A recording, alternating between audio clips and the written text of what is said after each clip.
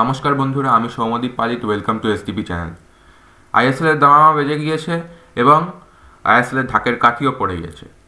তাতে আমাদের ফুটবল প্রেমীদের একটা নতুন এক্সাইটমেন্ট, নতুন ধরনের প্রাণ ফিরে এসেছে। যে যতই বলুক আইএসএল একটা না হলে, ইন্ডিয়ান ফুটবলের কোনো লিগ না হলে কি ভালো লাগে?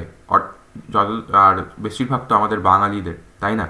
যেহেতু শুরু হয়েছে সেহেতু বলে রাখি যে শুরু তো হলো, কিন্তু আইএসএলটা তো দেখবেন কি করে? সবাই তো আর মাঠে গিয়ে দেখছেন না, সবাই ম্যাক্সিমাম লোক ঘরে দেখছেন মোবাইলের হাত ধরে, এবং টিভিতে দেখছেন, তাই দেখবেন কি করে? বলে রাখি, আইএসএল কিন্তু এখন পুরোপুরিভাবে এআইএফএফ এর হাতে চলে এসছে। এআইএফএফ আইএসএল কন্ডাক্ট করাচ্ছে। যেহেতু এআইএফএফ এর হাতে চলে এসছে, সেহেতু এটা একটু সরকারি দিক চলে গেছে। সেহেতু বলে রাখি, প্রসার ভারতী স্পোর্টস মানে আমাদের ডিডি স্পোর্টস এইটার আইএসএল এর এই বছরের উদ্যোগ নিয়েছে যে এবার করানোর, কেননা এআইএফএফই আইএসএল করাবে।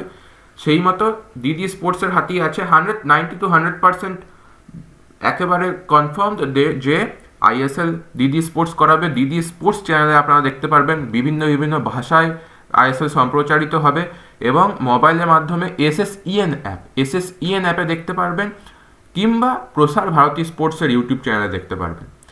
আর যদি এর মধ্যে কমার্শিয়াল পার্টনার বা কমার্শিয়াল ব্রডকাস্ট রাইটস যদি কেনে এআইএফএফ, তাহলে আলাদা ব্যাপার। কিন্তু 90 to 100% কনফার্ম বলে দিচ্ছি, ডিডি স্পোর্টসেই আসবে আইএসএল, এবং মোবাইলের মাধ্যমে এসএসইএন অ্যাপ অথবা প্রসার ভারতী স্পোর্টস ইউটিউব চ্যানেলে আপনারা আইএসএল দেখতে পারবেন। ধন্যবাদ। ভালো লাগলে সাবস্ক্রাইব করে দেবেন, লাইক এবং শেয়ার করে দেবেন। অন্যদেরকেও জানান কোথা থেকে আইএসএল দেখা যাবে।